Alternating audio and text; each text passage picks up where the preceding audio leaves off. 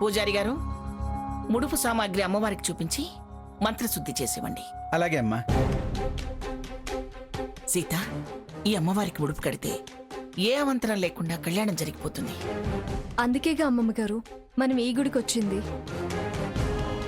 మనవరాలిగా దత్తత తీసుకున్నందుకు హంసకి ఈడు జోడైన మంచి భర్త రావాలి. నీ కోరిక తప్పకుండా నెరవేరుతుందమ్మమ్మా. నా కోరిక నెరవేరితే నీ కోరిక నెరవేరుతుందా? నా ఉద్దేశం అది కాదమ్మమ్మా. నాకు నీ సంగతి తెలీదా?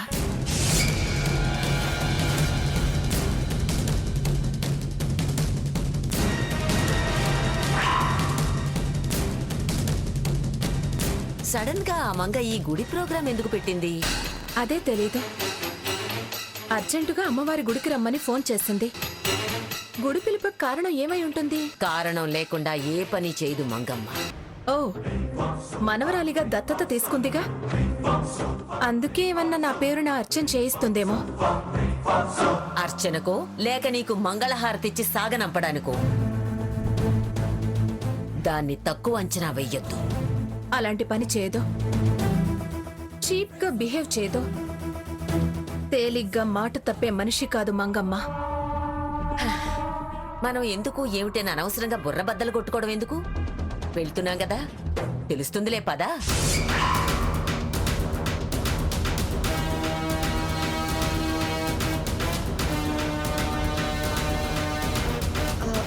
అసలు ఆ హంస వస్తుందా? ముడుపు కడుతుందా? రమ్మని పిలిచింది అమ్మమ్మ గారు. ఖచ్చితంగా వస్తుంది. దానికి నేనంత మేలు చేస్తే రాకుండా ఉంటుందా? వచ్చినా ముడుపు కడుతుందా అని. ఎందుకు కట్టదు? అలాంటి అనుమానాలేం పెట్టుకోవద్దు. కట్టించి తీరుతాను. ఏదైనా దుర్మార్గం తలపెడితే గుడికి రమ్మన్నది కదా. దాని తెలివితేటలు నీకు తెలీదు, నాకు తెలుసు. అన్యాయం చేయాలని చూస్తే నేను పిచ్చిదాన్ని కాదు. ఎలా నిలదీయాలో అలా నిలదీస్తా. చూద్దాం. తనక్కడ ఏం చేస్తుందో దాన్ని బట్టి మనం ప్లాన్ వేద్దాం. అవును.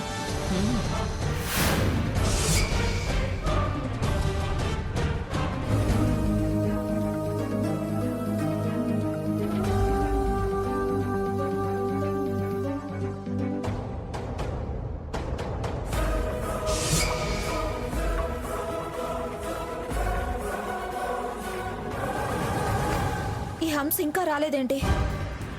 కాస్త వెనక ముందు వస్తుందిలే. అయినా నీ ఆరాటం ఎందుకు? ఊరికే రాలేదని అన్నాను.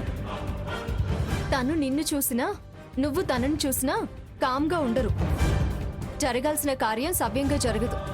నువ్వు పక్కకెళ్ళిపోవే. ఆ పని చేయవే. వెళ్ళు. ఊరికే ఉండకుండా నవగ్రహాలకు ప్రదక్షిణ చేయి. పుణ్యం వస్తుంది.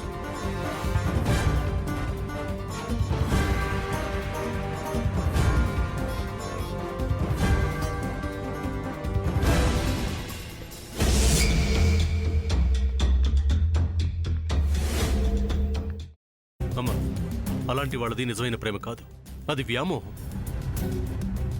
ఎగ్జాక్ట్లీ చిన్నత్త. నిజంగా ప్రేమించుకున్న వాళ్ళు అలా చేయరు. ఎంత మనసు విరిగిపోతే కన్న కూతుర్ని పట్టుకొని మా దృష్టిలో చచ్చిపోయా ఉంటుందా తల్లి?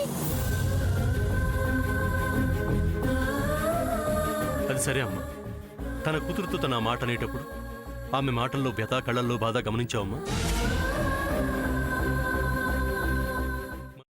పెద్దబాబుకు బర్త్డే విషెస్ చెప్పు కూడా వెళ్ళాం కదా. ఊరికే ఎలా కాలిపోతుంది? మంట పెడితేనో పడితేనో తగలబడుతుంది.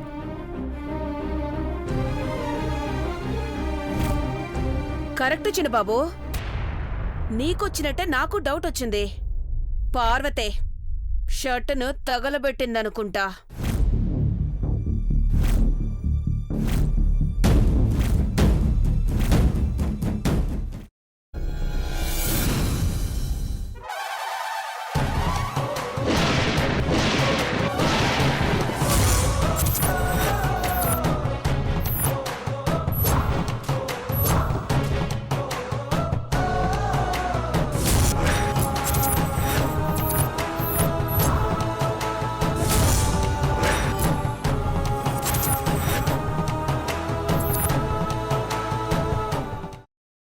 తర్వాత పొట్టు తీసేసి చాప్ చేసి పక్కన పెట్టుకోవాలి. ఒక ప్యాన్లో కొద్దిగా నూనె వేడి చేసి అందులో ఆవాలు, మినప్పప్పు, శనగపప్పు, కరివేపాకు, సన్నగా తరిగి పెట్టుకున్న ఉల్లిపాయలు వేసుకుని 1 నిమిషం పాటు వేయించుకోవాలి. ఆ తర్వాత కాల్చి కట్ చేసి పెట్టుకున్న వంకాయని కూడా అందులో వేసుకుని బాగా మిక్స్ చేసి బౌల్లోకి ట్రాన్స్ఫర్ చేసుకుని అందులో తగినంత చిక్కటి పెరుగు లేదా పల్చటి పెరుగు వేసుకుని మిక్స్ చేసి అన్నంతో కానివ్వండి, చపాతీతో కానివ్వండి సర్వ్ చేసినా చాలా బాగుంటుంది.